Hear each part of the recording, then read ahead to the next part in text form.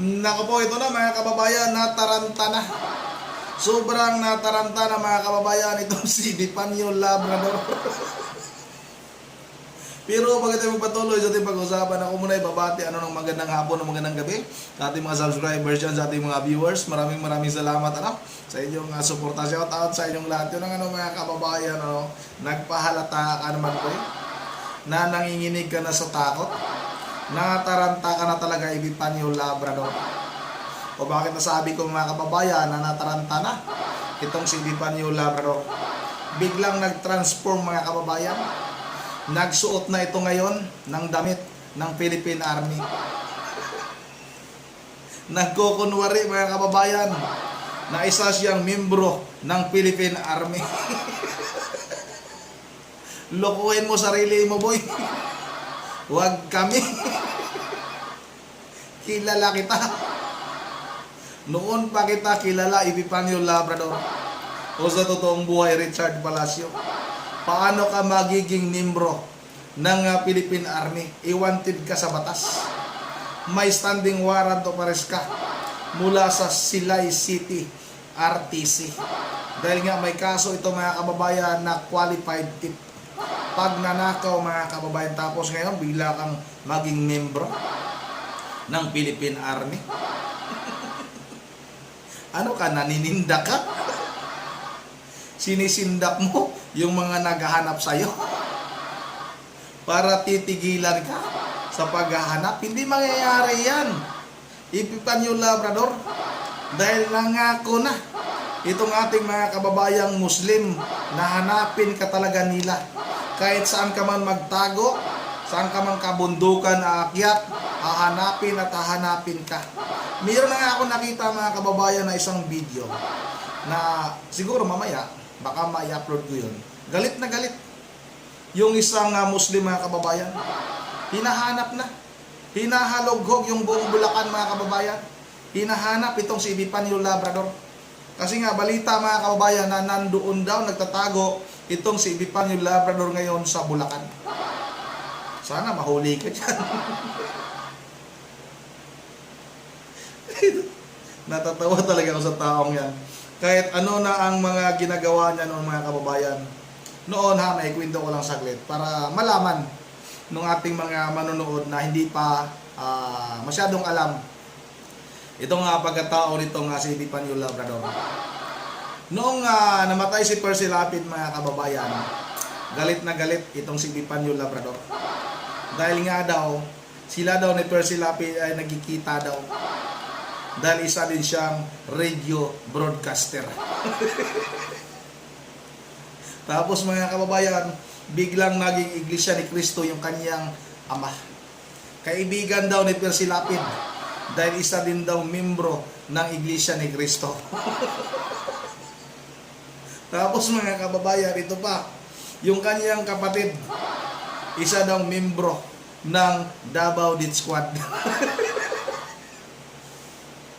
Magaling talaga gumawa ng kwento yan. Ang dami pang mga kasinungalingan yan. Hanapin nyo na lang, i-search nyo na lang yung kaniyang YouTube channel para makita ninyo kung gaano kasinungaling yan. Huwag ako boy, hindi mo ako maloko boy. Dahil kilala na kita. Isa kang napakasinungaling na tao. Yun ang mga kababayan, huwag na natin itong patagalin. Tumapang tumapang kunti. Pero mga kababayan, halatang halata na naninindak lang. Akala siguro niya masisindak sa kanyang suot na damit mga kababayan na may tatak na army. O ito na, huwag na natin itong patagalin. Sabay-sabay natin itong panoorin. Kahapon, pinagtatawanan na lang namin yung mga nababasa namin doon sa video ko, nananako pati doon sa messenger. Yun nga, sabi nga ng mga kasama ko, yung mga muklo pa naman na yan, hanggang salita lang, hanggang pananakot lang yung mga yan. Mga kababayan, may mga kasama daw siya. May kwento ko lang din. Noong pinaghanap nga din itong taong ito, nasa kagubatan na ito mga kababayan. Kasi nga hinahanap ito na Iglesia ni Cristo . Nung nasa kagubatan na ito, gumawa na eksena mga kababayan. Kunwari, may kausap siya Sabi niya, o ano, papayag ba kayo na gano'n na lang ako kadali makuha dito? Sumagot din siya, mga kababayan, iba yung kanyang boses. Hindi, pwede. Pero mga kababayan, siya lang mag-isa. Iniba-iba lang niya yung kanyang boses para magmukhang may kasama siya. Yan ang naman yung kanyang ginagawa. Kunwari mga kababayan, may mga kasama siyang mga army dyan. Pero ang katotohanan yan, siya lang yan mag-isa, mga kababayan. Kabisado ko na nga yan eh. O sige, patuloy natin ito. Dahil moklo nga hindi naman yan totoong mga Muslim. Dahil ang totoong mga Muslim, sa grupo ko, sa aming batch, na marami akong kasamang mga sinasabi nating tunay na sundalo na talagang sumusunod sa aral ni Allah. Kaya maging sila, isang ayon sa sinasabi ko, mga muklo yang mga yan. Biro mo, nakahawak lang ng armas. Akala mo kung sino na. Yung iba, pinapakitaan pa ako ng kutsilyo, samurai, nagpapasa sa akin ng kung ano-anong mga video, tinatakot tayo sa armas. Sasabihin ko lang doon sa mga muklo, huwag kayong masyadong, baka mamaya pagkaharap nyo na ako tulad ng sinasabi ko baka mamaya lumuhod kayo sa harapan ko. Huwag kayong masyado, lalong-lalo na yung mga mukhang gusgusin na mga muklo na hindi... Ako, ang tapang lumuhod kayo sa harapan ko. Yung pismas mo nga, hindi mo nga matanggal-tanggal yan. Maniwala lang talaga ako mga kababayan na matapang itong tao na ito. Pagtanggalin niya yung kanyang pismas, habang gumagawa siya mga kababayan ng eksena, habang gumagawa siya ng kanyang vlog mga kababayan, tanggalin niya yung kanyang pismas. Okay na, ganun lang, tatanggalin mo yung ganun, para makita yung pagmumukha mo. Hindi naman yung ganyan ka. Sobrang tapang mo, luluhod sa'yo yung mga taong naghahanap sa'yo. Baka luluhod sa baho mo, nayupa ka. Mayabang mo, patuloy natin ito. Hindi man lamang marunong mag-ahit ng mga balbas, yung mga mukhang wag niyong sayangin ang buhay ninyo. Ako na nagsasabi sa inyo, wag mong sasayangin ang buhay. Tsaka, kung magbabanta ka sa akin, ito, bibigyan ko na rin kayo ng kung gusto nyong malaman kung nasaan yung exact location ko, yan, nasa lugar po ko ng Zamboanga, Sibugay, Ipil. Nasa bukid po ako ng Timalang. Doon ako umuwi palagi, Timalang. So ngayon, nasa kampo kasi ako, dahil nga sa, alam niyo naman, may obligasyon din tayo. Tulad ng sinasabi ko, hindi lamang tayo nagbablog, tayo may obligasyon din para sa taong bayan. Kailangan natin protektahan ang ating mga kababayan laban sa mga sinasabi nating mga bandido, mga kriminal, mga lalong-lalo na sa mga teroristang muklo. Yan po ang binabantayan natin dyan, yung mga teroristang muklo na sabi ko nga, pagka ito kumilos ng hindi maganda, lalong-lalo na election dyan sa barn, yan po, isa sa binabantayan namin yan. Kaya sabi ko nga, gumalaw-galaw lang, hindi maganda itong mga muklong ito. Ay, number 1 na ako, iisa-isahin ko itong talagang, ewan ko lang, baka pagkasyahin ko sa isang mobile o sa isang 6x yung 1,000 muklo, no? Baka magkasya sa sobrang kayabangan ng mga muklong ito, ng mga gusgusin.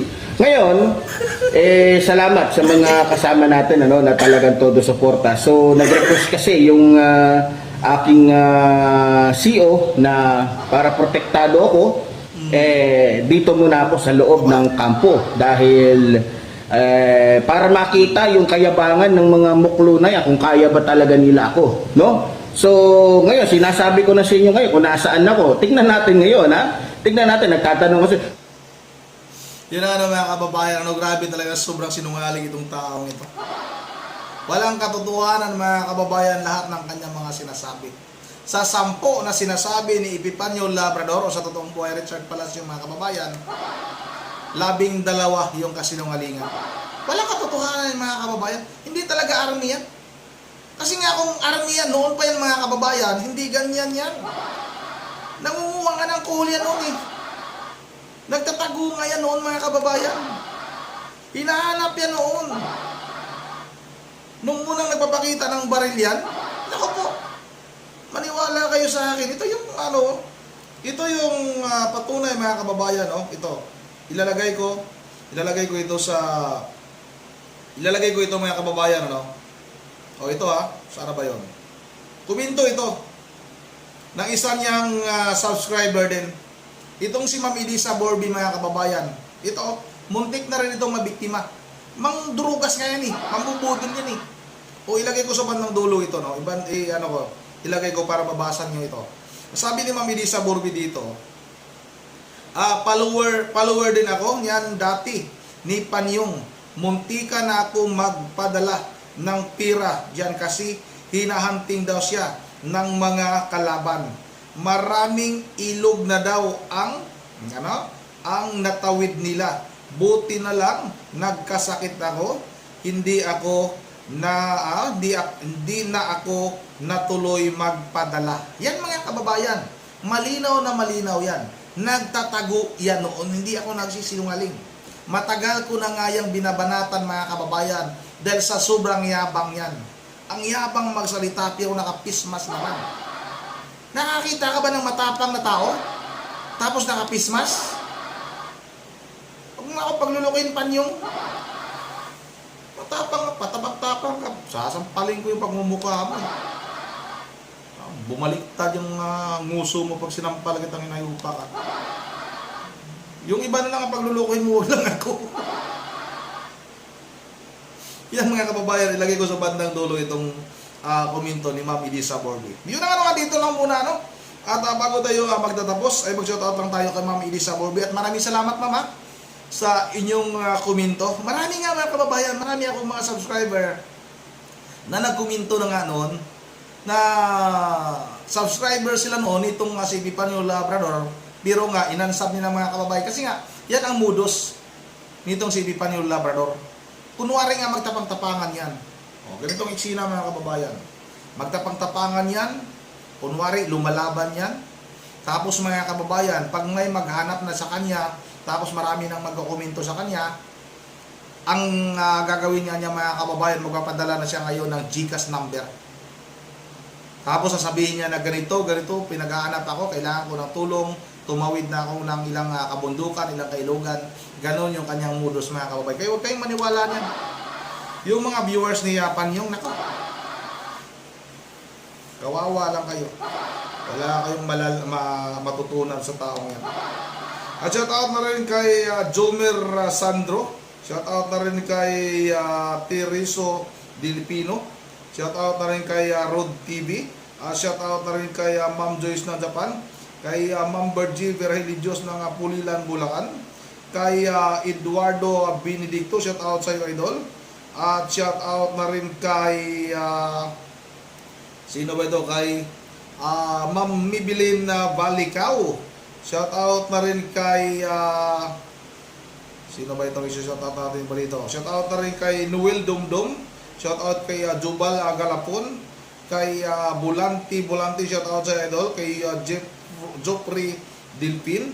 Kay Winter, shout out. Tapos na si Ma'am Mibilin Balicao. Shout out na rin kay Maning D. Ocampo. At shout out sa mga apuhan ni Ma'am Bergie na si Kuko Dion Yuri at kay Sagi. Pasensya na minsan medyo nakakalimutan minsan siguro nakakalimutan ko na ma-shout out yung mga apo mo Ma'am Bergie Verhelidios ng Pulilan, Bulacan. Yun na nga dito lang muna at once again, this is Ronly TV mo, ingatin lahat.